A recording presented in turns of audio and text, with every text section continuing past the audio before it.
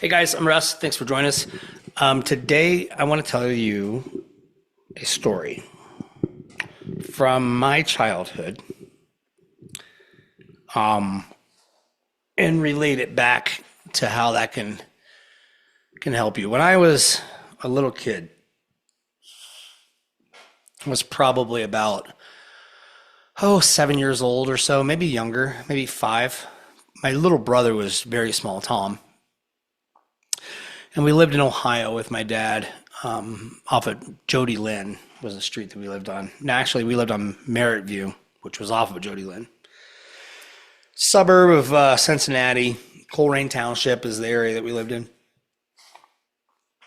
And it was a little neighborhood. We had quite a few kids my age in the neighborhood. Because of my acting out as a small child, because of the abuse that I was going through, I had an interesting relationship with kids in the neighborhood. I had kids that I considered my friends, but I was always kind of the brunt of jokes. I was always kind of picked on by some of the older kids or some of the bigger kids because of my acting out as a kid who was going through the trauma that I was going through at home. But anyway, one day we were sitting out in front of my friend Greg's house, and I was sitting on the curb, Indian style. We were talking about, I don't even know how the topic came up, but we ended up talking about crying and how Russ never cries. Russ doesn't cry. Even when he gets spanked, he doesn't cry. Russ doesn't cry. Now we're going to back up a little bit. When I was 3 days old, I've told this story many times on my channel and on Facebook and other social media accounts where I'm discussing trauma. But when I was 3 days old, I came home from the hospital and I was sitting on the couch next to my father and I started crying. I'm sure I was probably hungry or my diaper needed to be changed or something. I needed care, right? I needed care. I needed love. I needed assurance of safety. But instead of that, he picked me up and swatted me on the butt. I instantly stopped crying. Now, what does that teach a little baby, right? When a baby cries because they need something, and instead of getting what they need, they get met with violence or pain, what does that teach that baby? If you guessed that it teaches that baby that it's not safe to show emotion or safe to ask for help, or that safety just doesn't exist, then you're right. That's exactly what it teaches. And that was reinforced all the way up until this incident. Every time I would get into trouble, my father would spank me and threaten to spank me harder if I cried, things of that nature. Really suppressed emotion within me, like deep, deep down. So at this age of 5 or 6 years old, we're talking about this and it comes up. And then it turns into a contest. And I don't remember all of the details. Obviously, a lot of it's been blocked out. But essentially what happened is they started backing up about 20 yards from the curb where I was sitting and running and kicking me in the face, trying to get me to cry, which I don't think I did. I don't remember if I did or not. I think I just sat there and allowed them to do it. Looking back, I don't understand the reason for sitting there and allowing them to do it. I'm still trying to figure that part out. But my little brother ran and got my dad, who came and broke it up. Fast forward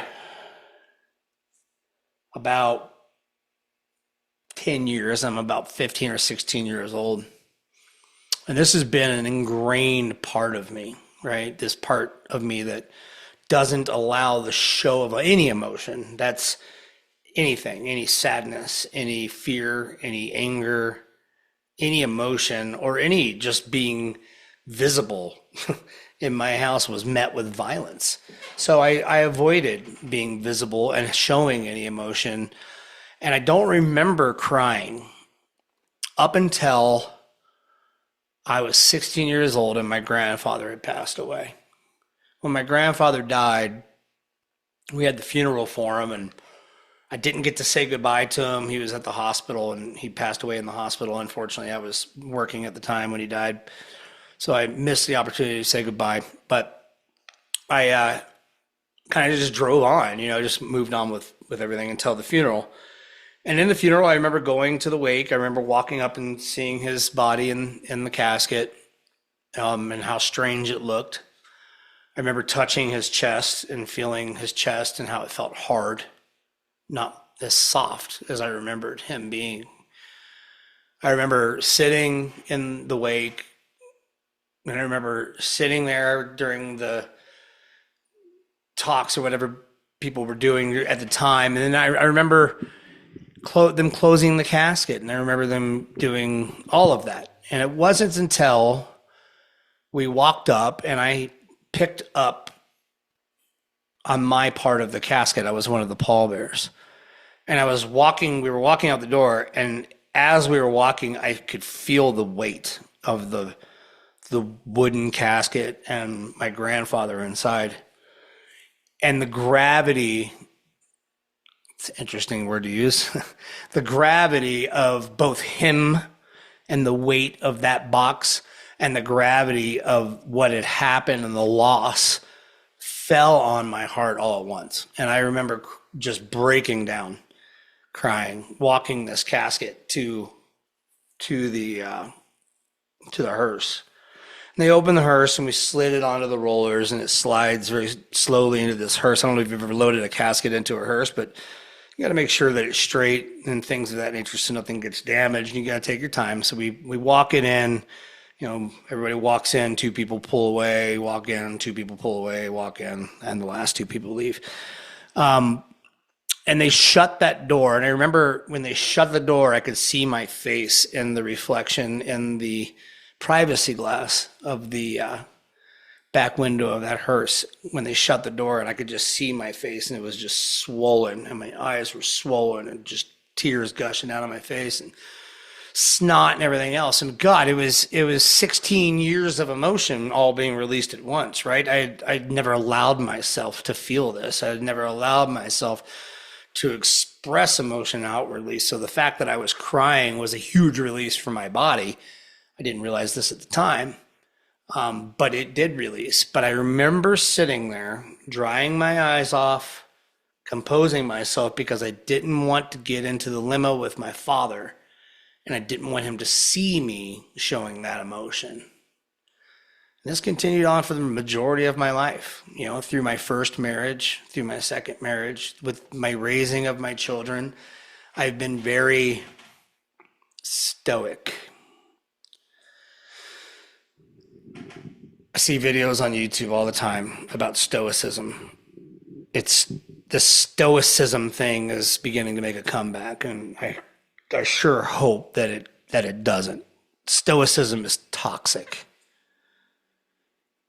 Managing emotion doesn't mean suppressing them. You can manage yourself and you can manage your emotions, and you can have control over yourself, over your nervous system, over your mind, and over your emotion without suppressing your emotion. I remember talking to a coach a few years ago when I had my first panic attack. Probably about 2020, 2021, something of that nature. But I had a panic attack. And I remember talking to her on the phone and saying, I just can't stop crying. I just can't stop crying. And she said to me, why are you trying to stop? If you need to cry, cry.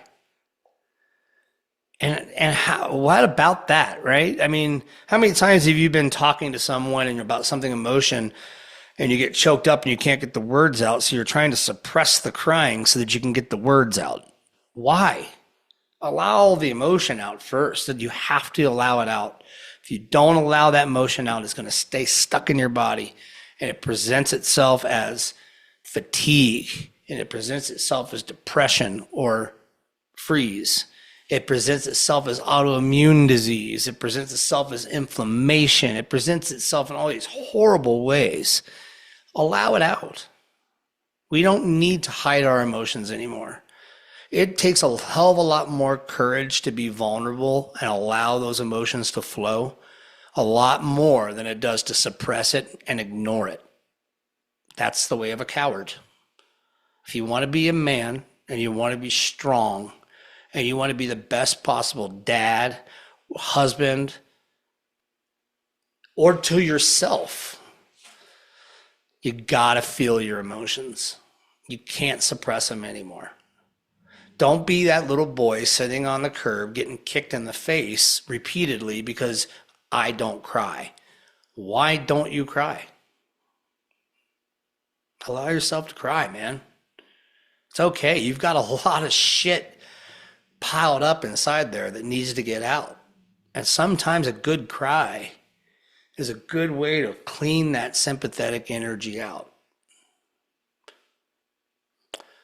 But I can understand it's tough.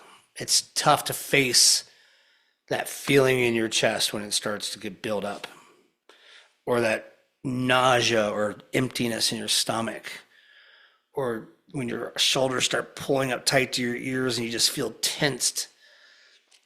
I know it feels like shit. It sucks. But it's okay to feel it. Your body is doing what it's designed to do, and it's releasing that sympathetic energy.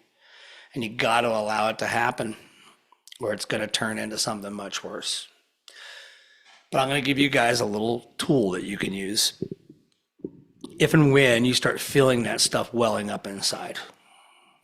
So I want you to just, if possible, if you're driving, obviously you can't do this, but if at all possible, I'd like you to lower your seat or sit in a chair that keeps your legs perpendicular with the floor.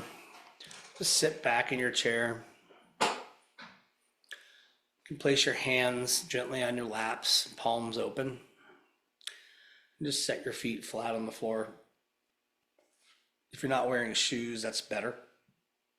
If you are wearing shoes, just feel the connection and the weight of your foot in the shoe and that pressure pushing against the ground and the ground pushing back against your feet. Feel that connection between you and the space that you're standing or sitting in. Grounding is important. As you do, just feel any of that stress or energy that you're holding on to. Just feel it flow out of you and into the ground. Just feel it leave your body.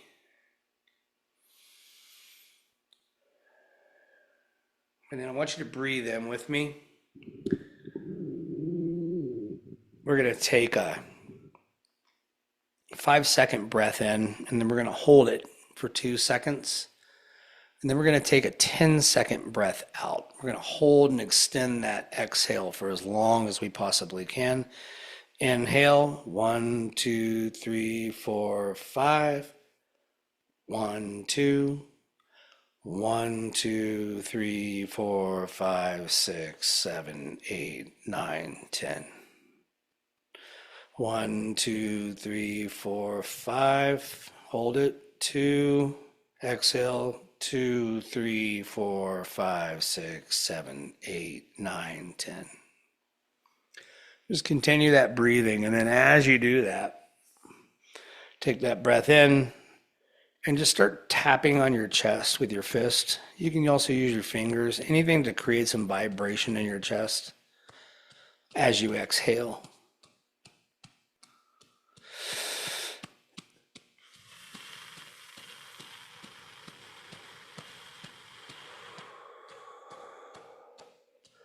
And then give it a low vibrational hum as you exhale.